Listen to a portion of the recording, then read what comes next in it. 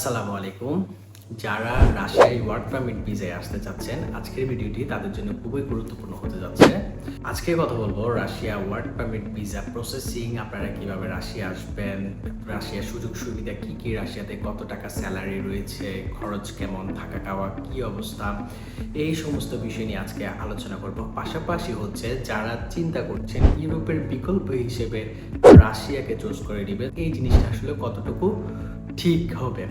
তাই ভিডিওটি স্কিপ না করে পুরো ভিডিওটি দেখতে থাকুন এবং পাশাপাশি যারা আমার চ্যানেলে নতুন তারা অবশ্যই চ্যানেলটিকে সাবস্ক্রাইব করে পাশে থাকা বেল আইকনটি বাজিয়ে দিন, যাতে করে এরকম ইনফরমেটিভ ভিডিও সবার প্রথমেই আপনার কাছে চলে যায়। ফার্স্ট অফ অল হচ্ছে রাশিয়াকে পরিচিত করিয়ে দেওয়ার মতো কিছুই নেই। রাশিয়াকে আপনারা সবাই চিনেন, মোস্ট পাওয়ারফুল একটা কান্ট্রি এবং পৃথিবীর সবচেয়ে বড় দেশ রাশিয়া। যারা বলছেন ইউরোপের বিকল্প হিসেবে কি রাশিয়া যাওয়াটা কতটুকু যৌক্তিক, আপনাদের উদ্দেশ্য বলছি, দেখেন ভাই, রাশিয়া কিন্তু রাশিয়ার জায়গায়, ইউরোপের জায়গায়। ইউরোপে অনেক ফেসিলিটি রয়েছে যেগুলো কিন্তু রাশিয়াতে নেই। যেমন হচ্ছে আপনি চিন্তা করেন ইউরোপের স্যালারি কিন্তু আপনারা রাশিয়ার সাথে মিলাতে পারবেন না। আবার ইউরোপের অনেক আইন কানুন রয়েছে যেগুলো হচ্ছে আপনি রাশিয়ার সাথে কখনো মিলাতে পারবেন না। তবে হ্যাঁ, যারা কম বাজেটে ইউরোপের ফিল নিতে চান তারা কিন্তু রাশিয়াতে যেতে পারেন। তারপর হচ্ছে ভিসা প্রসেসিং এর ক্ষেত্রে যদি বলি, তাহলে ইউরোপের যে জটিলতাটা রয়েছে এটা কিন্তু আবার রাশিয়াতে নেই। রাশিয়াতে আপনারা ইজি ভিসা পাবেন, যেটা আপনি ইউরোপের মধ্যে পাবেন না। তারপর হচ্ছে ইউরোপের ভিসা প্রসেসিং এর ক্ষেত্রে যদি আপনারা কোনো এজেন্সিকে দিয়ে থাকেন ফাইল, তাহলে হচ্ছে ইউরোপের ক্ষেত্রে বেশিরভাগ ক্ষেত্রে স্ক্যাম হওয়ার সুযোগ একটু বেশি থাকে। রাশিয়ার ক্ষেত্রে ভিসা পাওয়া যায়, তবে স্ক্যামটা একটু ভিন্ন রকম হয়ে থাকে। তো এখন যদি আমি কম্পেয়ার করি, আপনার ইউরোপের ক্ষেত্রে কিন্তু দেখেছেন, আর যদি মিডল ইস্টের সাথে যদি কম্পেয়ার করি, সেটা হচ্ছে আপনি রাশিয়ার ক্ষেত্রে ভিসা প্রসেসিং আপনার অনেকটাই মিডল ইস্টের মতো, এটাতে আসলে কোনো প্যারা নেই। তবে মিডল ইস্টের তুলনায় রাশিয়াতে কোনো ক্ষেত্রে স্যালারি বেশি, আবার কোনো ক্ষেত্রে মিডল ইস্টে কিন্তু স্যালারি বেশি। কিন্তু একটা পার্থক্য রয়েছে, মিডল ইস্টে আপনারা যতই থাকুন না কেন আপনাদের সেটেল হওয়ার কোনো সুযোগ নেই।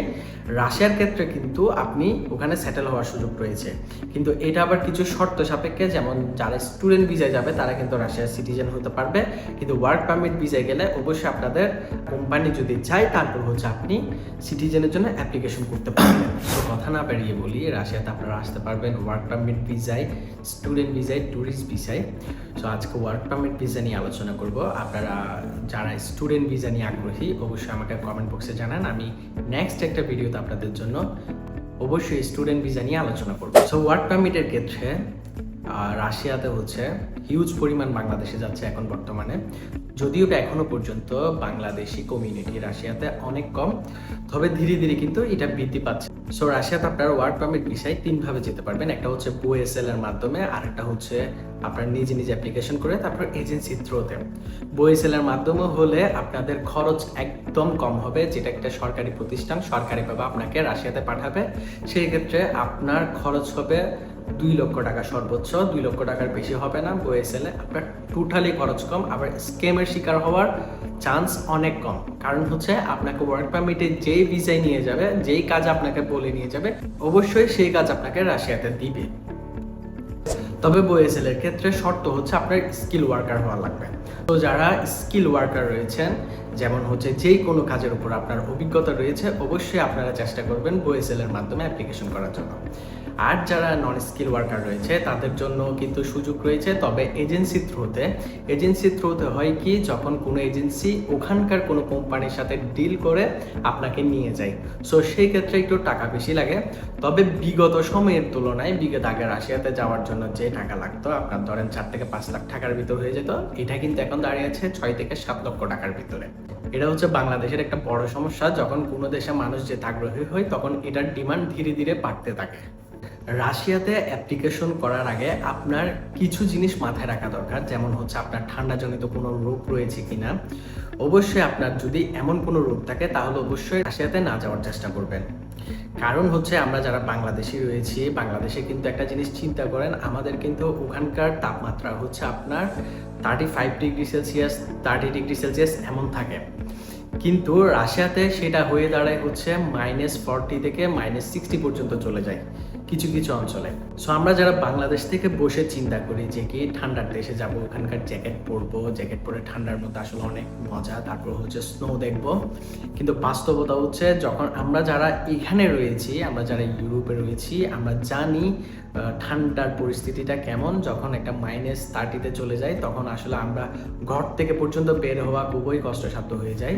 সো এই জিনিসটা আপনারা অবশ্যই মাথায় রাখবেন। তারপর হচ্ছে যারা এজেন্সি থ্রুতে ওয়ার্ক পারমিট ভিসায় অ্যাপ্লিকেশন করবেন, আপনারা চেষ্টা করবেন আপনাদের কাজ যাতে ইনডোরে হয়। এটা খালি এজেন্সির থ্রুতে না, আপনারা যেই কোনো পর্যায়ে যদি ওয়ার্ক পারমিটের জন্য অ্যাপ্লিকেশন করেন, আপনারা চেষ্টা করবেন আপনাদের কাজ যাতে ইনডোরে হয়। কিন্তু আউটডোরে কাজ রয়েছে, আউটডোরের কাজের কিন্তু আবার স্যালারি বেশি। সো আউটডোরের কাজ হচ্ছে আপনার কনস্ট্রাকশনের সাইটগুলো কিন্তু আউটডোরের কাজ। সো আপনারা চেষ্টা করবেন কিন্তু ইনডোরে কাজ করার জন্য। রাশিয়াতে যেসব কাজের চাহিদা রয়েছে সেগুলো হচ্ছে কনস্ট্রাকশন সেক্টর। কনস্ট্রাকশন সেক্টরে কিন্তু প্রচুর কাজের চাহিদা রয়েছে। কনস্ট্রাকশনের সেক্টরের মধ্যে কিন্তু mason, tiles fitting, plumbing, electrician এইসব পড়ে। কিন্তু এটা আপনার মাথায় রাখা দরকার, কনস্ট্রাকশনের কাজ কিন্তু আউটডোরে হবে। আর ইনডোরের কাজ যেসব কাজের চাহিদা রয়েছে সেটা হচ্ছে গার্মেন্টস সেক্টর, তারপর ফ্যাক্টরি ওয়ার্কার, ওয়্যার হাউস, এই সমস্ত কাজে। এবং পাশাপাশি যারা স্কিল ওয়ার্কার তাদের জন্য কিন্তু জব ফেসিলিটি রয়েছে। রাশিয়াতে কিন্তু আইটি সেক্টরও প্রচুর মানুষ দরকার। সো এই ক্ষেত্রে কিন্তু আপনারা যারা এই সমস্ত কাজে যাবেন তারা কিন্তু ইনডোরে কাজ করতে পারবেন। সো আপনার কিন্তু মাথায় রাখা দরকার আপনি আউটডোরে কাজ করবেন নাকি ইনডোরে কাজ করবেন। এই প্রিপারেশন নিয়ে আপনি রাশিয়াতে যাবেন। এখন হচ্ছে রাশিয়াতে আপনাদের স্যালারি কেমন পড়বে। রাশিয়াতে স্যালারি পড়বে এটা আপনার কাজের উপর ডিপেন্ড করে, আপনার অভিজ্ঞতার উপর ডিপেন্ড করে, আপনি কি কাজ করছেন। যদি আপনি কনস্ট্রাকশনের সেক্টরে কাজ করেন বা আউটডোরে কাজ করেন তাহলে আপনার স্যালারি হবে $700 থেকে $900 US ডলার। আর যারা ইনডোরে কাজ করবেন যেমন ওয়্যার হাউস, গার্মেন্ট সেক্টর, এই সমস্ত কাজে আপনাদের স্যালারি পড়বে হচ্ছে $500 থেকে $700 পর্যন্ত। আবার যদি আপনারা এখানে এক্সট্রা ওভারটাইম করেন আপনাদেরকে অবশ্যই ওভারটাইম পেমেন্ট দিবে। পাশাপাশি হচ্ছে আপনার থাকা এবং খাওয়া কোম্পানি বহন করবে। এটা কিন্তু বেশিরভাগ ক্ষেত্রে এমনই হয়, থাকা খাওয়া কোম্পানি বহন করে। আবার অনেক সময় দেখা যায় কি থাকার ব্যবস্থা কোম্পানি করে দেয়, খাওয়ার ব্যবস্থা টাকা কোম্পানি দিয়ে দেয়। তারপর কাজের সময় হচ্ছে আপনারা সপ্তাহে 5 দিন 8 ঘন্টা করে ডিউটি পড়বে এবং কোনো কোনো ক্ষেত্রে, বেশিরভাগ ক্ষেত্রে, এটা কোনো কোনো ক্ষেত্রে না, 6 দিন কাজ করা লাগে সপ্তাহে। সো 6 দিন কাজ করলে অবশ্যই আপনাকে তার পেমেন্ট দিবে। আর কিছু কিছু ক্ষেত্রে তারা স্ক্যাম করে 6 দিন কাজ করে নেওয়ার পর কিন্তু টাকা দেয় না। কিন্তু নিয়ম হচ্ছে আপনার সপ্তাহে 5 দিন এবং 8 ঘন্টা করে ডিউটি। এখন হচ্ছে রাশিয়াতে আপনারা ওয়ার্ক পারমিটে অ্যাপ্লিকেশন করার জন্য আপনাদের কি কি ডকুমেন্টস লাগবে।